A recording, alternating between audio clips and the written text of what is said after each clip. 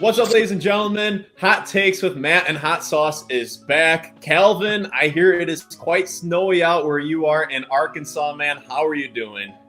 Man, I'm doing really well, dude. I know for Southern boys, I know y'all Northern boys, y'all used to this, but down here, we ain't, man. I think it's about 10 to 12 inches of snow that landed over the weekend into Monday morning. And so things are pretty much closed, and we don't have the infrastructure in place to take care of that. But today's the first day actually we opened the gym back this afternoon for classes. So we're good now. We made it through. We had enough food, enough toilet paper, so we're all good. So basically, with how things are set up, you guys were just snowed into your houses. Yeah. So we didn't really go out too much. People was kind of predicting like power outages.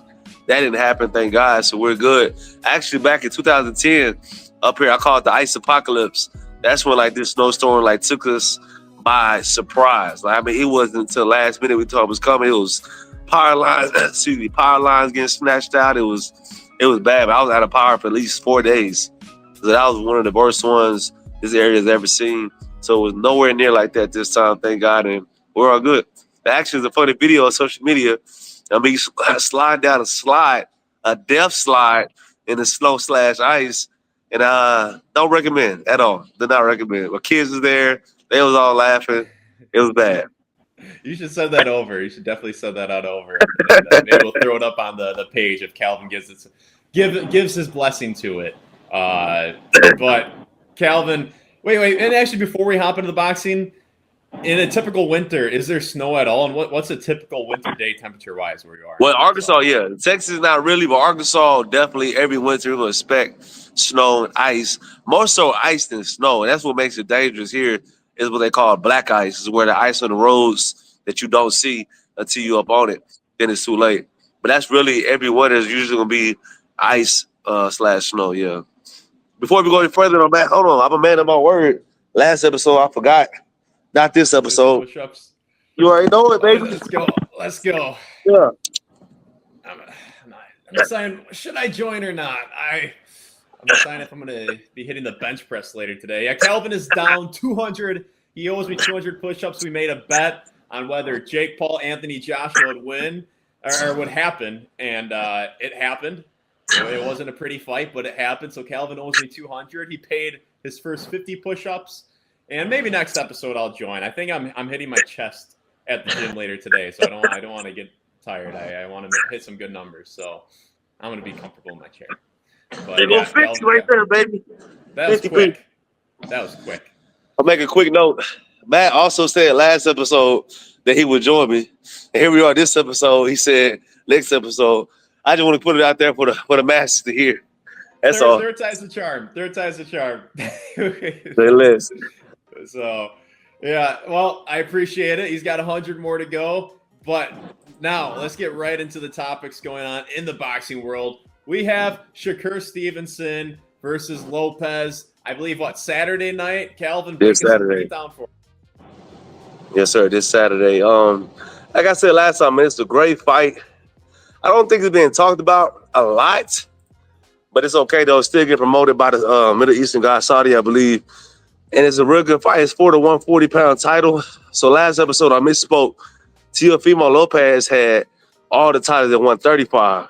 So this is the title he's either competing for or defending, can't remember, at 140 against Shakur. So he's going up to fight Teo at 140. These guys are long-term sparring partners. They've sparred many times. I believe they fought in the amateurs, maybe. This is a really good fight, man. This is a big fight for Shakur more than Teo. Teo has established himself more with higher caliber opponents. Like I said, he was undisputed at 135. This is Shakur's big name that he needs to go to the next level of boxing. Okay. And if you have to give me your prediction, who are you taking? I think Shakur is going to win it, but I'm going for Teo. I'm not going to lie to you. I'm going for Teo, but I think Shakur is too slick. He's too quick, hard to hit. But it'll be definitely interesting. I'll definitely be tuned in. What about you, Matt? I'll take Shakur. I'll take the favorite. I'll take the slick boxer. And yeah. And I also see there's another Zuffa event, I believe, either Saturday or Sunday. What are your thoughts about Zuffa? With Dana White, you got Saudi Arabia involved. You got TKO Group Holdings involved, which is owners of the UFC and WWE. So obviously they're trying to, for people who don't know, a little background is Zuffa.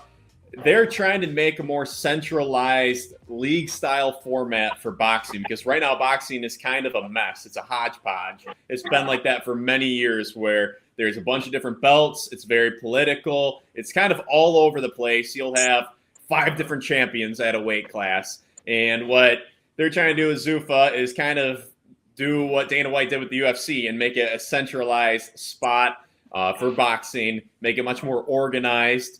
But Kalvin, what are your thoughts on Zuffa? And yeah, they had their first event, which didn't set the world on fire. It looked more of a trial run than a massive show. But yeah, what are your thoughts on Zuffa? I agree with that trial run because they have another show, Zuffa, the second installment, coming up this Sunday, which is quick turnaround for any promotion company. First, I would like to look up and do my homework on what Zuffa even stands for. You know what I mean? We're saying Zuffa, I don't know what it even means. And two, I like the idea of a centralized figurehead in boxing. I think boxing definitely has been needed that because it's the wild, wild west in boxing. You know what I mean? No one knows how it works, but I think that idea is good. Like we talked about before, is how do we get the elite fighters to do it because they're making buku amounts of money without them. It's hard to convince them to come over to Zuffa. But I think politics, though, I don't think there's a way to get that out of there because even UFC, even though it's centralized and did a good job with MMA, they still got politics within that sport. They got champions who haven't fought in 3 years is holding the belt. They got champions who people think should fight this champion. Is it less politics? Definitely. But it's still politics, you know what I mean? And then it's almost like you got to rub elbows with the top execs of the company to get the big promotion, the big payouts, the big push, you know what I mean? So I don't know. We'll see. Yeah. 2 things, kind of echoing what you said, is when you don't have the top guys fighting these events, that's massive because a lot of people are casual boxing fans and they will only tune in when the stars are aligned. And the stars in boxing, like the biggest names in boxing, the Tyson Furies, the Usyks, they are fighting for a ridiculous amount of money. And I don't know how they would get them to fight for Zuffa. There's rumors that Usyk actually might sign with them.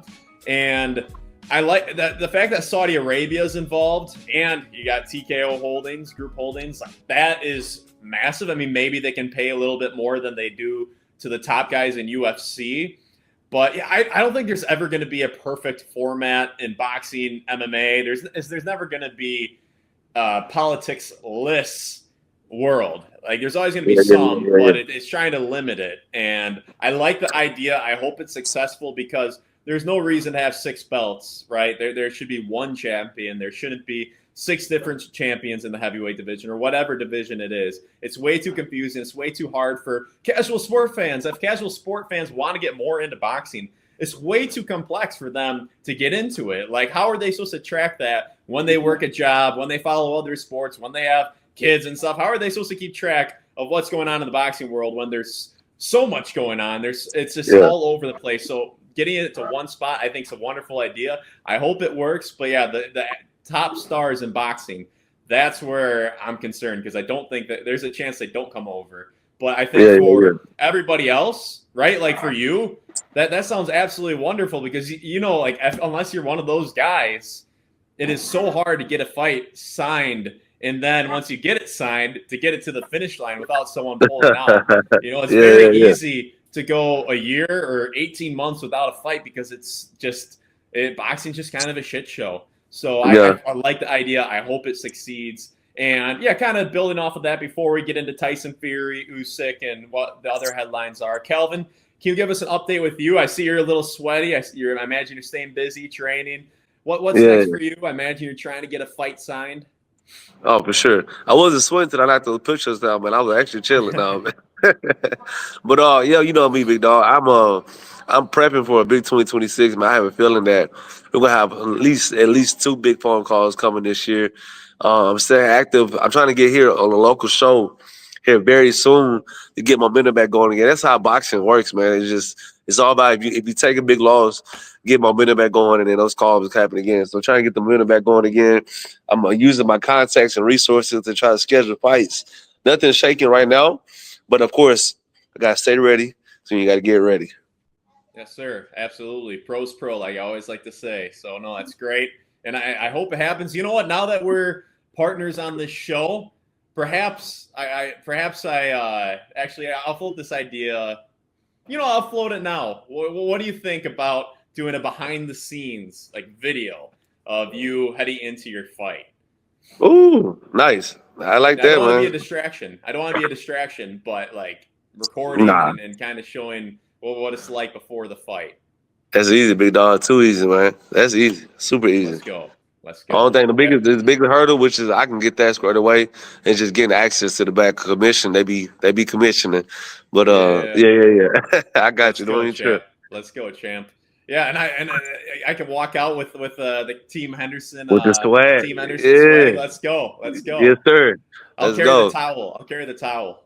Just promise you won't start crying, man, when I saw I'm not gonna do that. I love that guy, man. I love that I'll guy. be rooting for you. I know what I'm talking about, man. You can't be crying though, man. You like keep it P. Keep it P. Are you saying if you get knocked out? No. When I knock the other guy out, the emotions just be flowing and you Oh like, yeah. I love this guy. Stoicism. I love this shit. Hey, yeah, no, I'll be a pros pro, man. I'll be a pros pro. I'll be Okay. stoic. Yeah, business as usual. If I'm part of the team, it's business as usual. I That's what I'm talking about. won't be doing too much. Won't be doing too BAU, much. baby. Yeah, no, I mean, I'm pretty composed these days. A few years ago, I would get way more excited, like enthusiastic. Now I keep it pretty level headed when I watch sports. I don't get But too that's high or too what low. I don't want to do, man. I don't want to take your excitement away from you because it's definitely exciting. You know what I mean? You've been to my last fight. It's exciting. It's an exciting It moment to is have somebody exciting. you're But cheering and rooting for. So I don't want to. I don't want to say that you can't cheer because I'd be lying if I said that. I just don't want you to get overly emotional. Man. You know what I mean? You give me okay. hug. I had a guy in my last fight here locally who I've been knowing for a while. But he never seen me fight live. After the fight, he was a little intoxicated. But he was like crying about just how happy he was for me and you the GOAT, champ. You the GOAT, man. Yeah, that's not You my know, style. Yeah, no. That's not my style. That's not my yeah. style. Yeah, I got you. So Okay. no, that sounds good. So yeah, we'll move on to the Tyson Fury headline that just came out. He is returning in April on Netflix, and I'm going to butcher the guy's name. Fighting 36-year-old Makadov, the 26th ranked heavyweight in the world, 21-2. And this is the 5th time Tyson Fury is coming out of retirement, and he says that he wants to return to the top of boxing. Is that possible? I think it is possible just off his name and his legacy. And I think he can still sell. You know what I mean? I'm not shocked that he's coming out of retirement for the 5th time. It's what he does, man. He retires. I think he gets bored. You know what I mean? I think He he does. he gets bored and wants to have an excuse to go on these binges. You know what I mean? Like these alcohol binges and drug binges and stuff because he's retired. You know what I mean? So Yeah. give him an excuse to go out there and be normal or civilized, and then say, oh, okay, all right, I'm back focused again. Let's get it. You know what I mean? But we shall see. I still think he has some left in the tank. I don't think he took a lot of damage against Wilder. Usyk, he lost. He didn't necessarily get his face beating like he did against Wilder, but I think he's still exciting fighter to watch. I agree. And I think that Tyson Fury, Anthony Joshua is the biggest fight in Yeah. boxing to make, in my opinion. Do you think there's anything bigger than that? Oh, right now, no, not really. They're building that Moses Zuma guy up pretty good. But as far as right now, they should have fought at least 7 years ago. You know what I mean? Yeah. And it's sad that didn't happen. But I still think both of their names still hold a lot of weight right now in the boxing game. And I think it'll be a really good fight, really good turnout. And they can sell it at what the O2 Arena out that way and just sell out and pack it out. I think it'll be good. 100%. Their names are still absolutely massive. Fury's name is massive. Joshua's name is arguably bigger now than ever after the whole Jake Paul experiment. His social media following has gone up quite a bit because he was able to touch the American audience and get introduced to them in an absolute super fight. So yeah. I think Joshua Fury, that is the biggest fight to me in combat sports, in boxing. For sure. Maybe combat sports. You guys let us know down in the comments if you think there's anything bigger, if there's anything that we're missing. But a fight that I was excited about was Usyk fighting Deontay Wilder. Yeah. I think Usyk would have ran that pretty easily, but now it's looking like Chisora is fighting Deontay Wilder. 42-year-old Derek Chisora from the UK versus 40-year-old Deontay Wilder. What are your thoughts there? That one is a super interesting fight to me. I think I agree with that. And I really think Wilder versus Usyk is still in the works. I think they both need some quote unquote tune-up fights or something to get momentum and get people excited about the fight. They can't just throw it out of nowhere, especially with Usyk being the champion. They can't just pick somebody like Wilder and say, "Hey, go fight him." So I really think this is a fight to get Wilder back into the top rankings so he can fight Usyk. But it's definitely an interesting fight, man. Chisora, he's awkward, kind of squatty, throws a lot of hooks and stuff like that, man. But Wilder, we're gonna see if he still have that thump on, you know what I mean? And then if you still have that thump on and don't get touched too much, I think it'd be very successful, man. And it will set up a really big payday and fight and another world title opportunity against Usyk. Yeah, and I look at Chisora, and I want to see what he's done recently, but just two power punchers, and Chisora has a chin on him, I believe. Yeah, it looks like he hasn't been put down since Tyson Fury, and that was, I believe, a TKO or it was a TKO. Like he's got a chin on him, and that would be a really interesting fight. Just two power punchers, big chin from Chisora. I don't know if Wilder's got that great of a chin anymore. But I also want to throw in there is like that's a lot of the wars those two guys have been in. That's a lot of brain damage between the two of them. a lot of power and a lot of brain damage. So I think ain't lying about that. Fun fight to watch. Man, unpopular opinion, Matt. I don't know why Chisora and Dillian White are the same people to me. You know what I mean? I know they're different fighters, but they're the same. You know what I mean? And the names are interchangeable. Unpopular. I know we're gonna get slack over in the comments, but we here for it, man. They're the same guys to me, man. there would have been slack if I said it, but I think you're right. For sure. But, yeah, man. So then there was a rumor that Derek Chisora started that Usyk and Andy Ruiz could be happening in Vegas instead of Usyk versus Wilder. And then perhaps after Usyk and Ruiz, assuming that is a thing, then maybe it's Usyk versus Wilder. But what would you think about a hypothetical matchup between Usyk and Andy Ruiz? Has Usyk fought in the States before? He has, but it's been a minute. I think maybe 2019 was the last time he fought.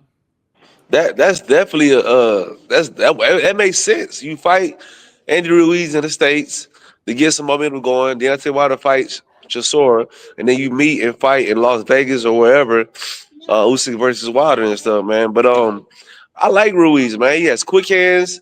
He has a sleeper build. You know what I mean? Like people will look at his body and think that he's whatever. I mean, he might be outside the camp, but I know in between those ropes, he lets his hands go, and he has sneaky power, man. As Anthony Joshua saw in their first fight, I think it's a good match. I still think Usyk run circle around Ruiz just with the skill sets and with the angles and the southpaw give him troubles.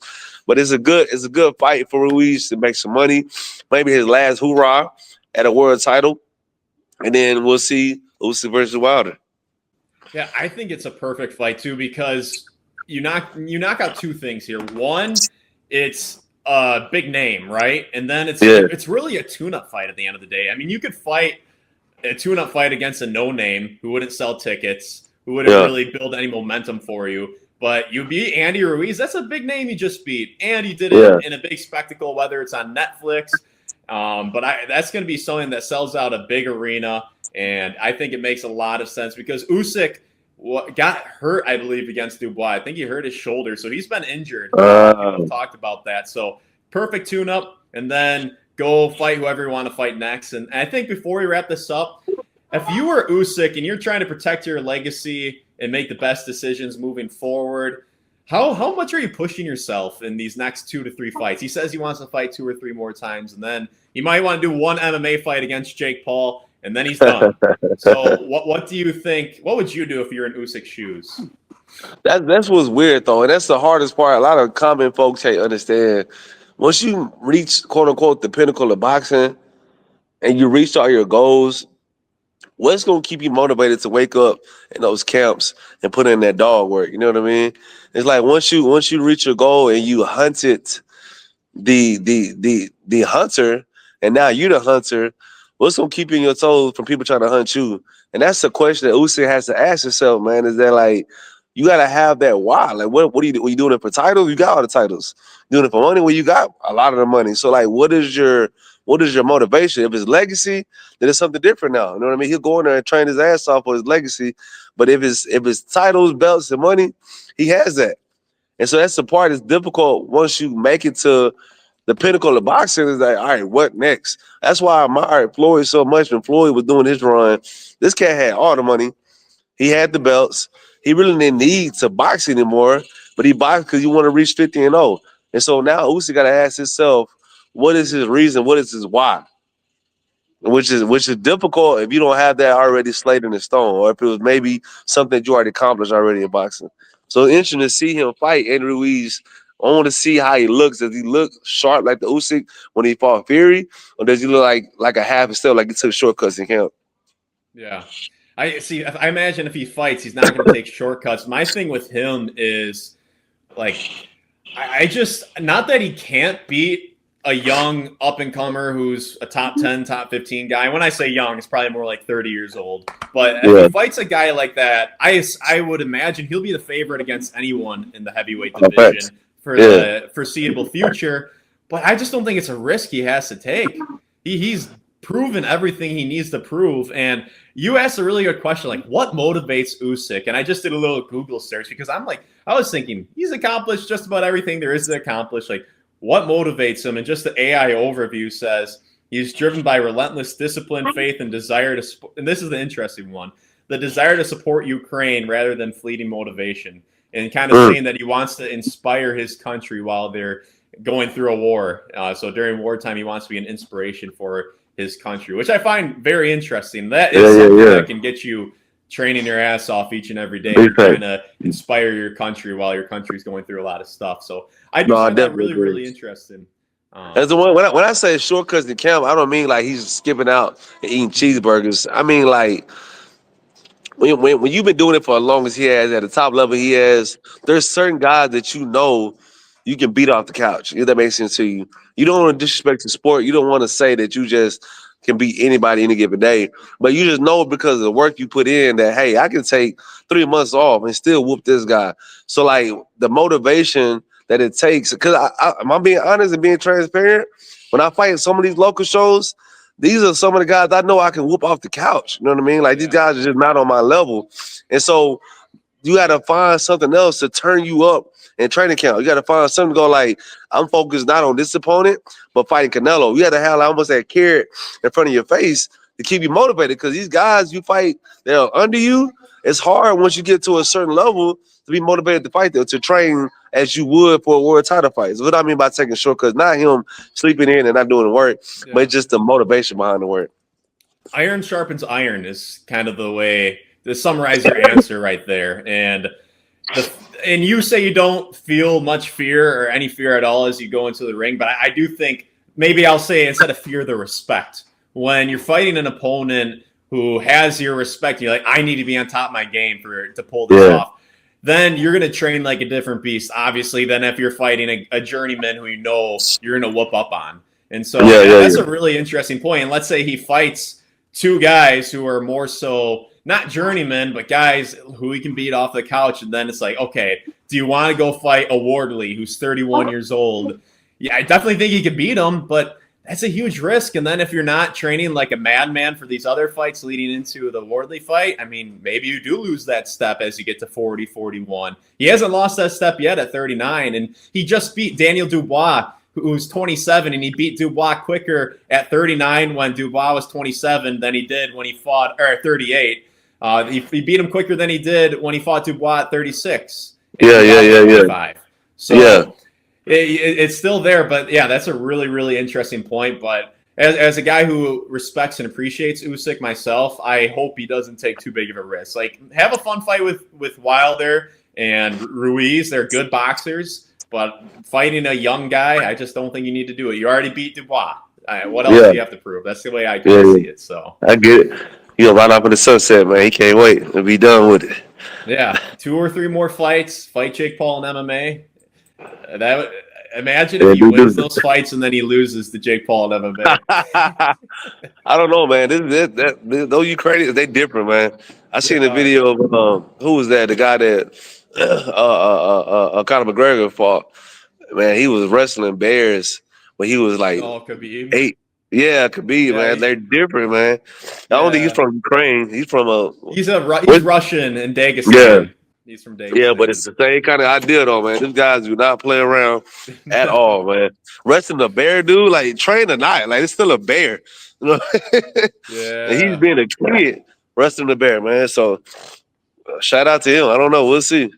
I think it'd be a super interesting fight because Usyk cross trains. He doesn't just only do solely boxing. He's working on a bunch of different martial arts in his training camp. So he has experience kickboxing, judo, Muay Thai, wrestling, jiu-jitsu. He's done all that. And his dad was a really good amateur wrestler. And, you just muted yourself.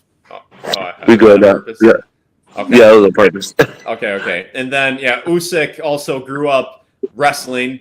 And I think his dad wanted him to pursue wrestling, but he chose boxing instead. And then Jake Paul on the other side, I mean, he's got boxing, and then he was an amateur wrestler growing up. I think he wrestled like varsity, was a decent varsity wrestler. I assume Usyk would win, but that would be a super fight, and I think it'd be really interesting. Obviously, Usyk would absolutely piece him up in a boxing ring, and I'd pick him to win MMA, but it'd be the unknowns would be there, so I think it'd be huge.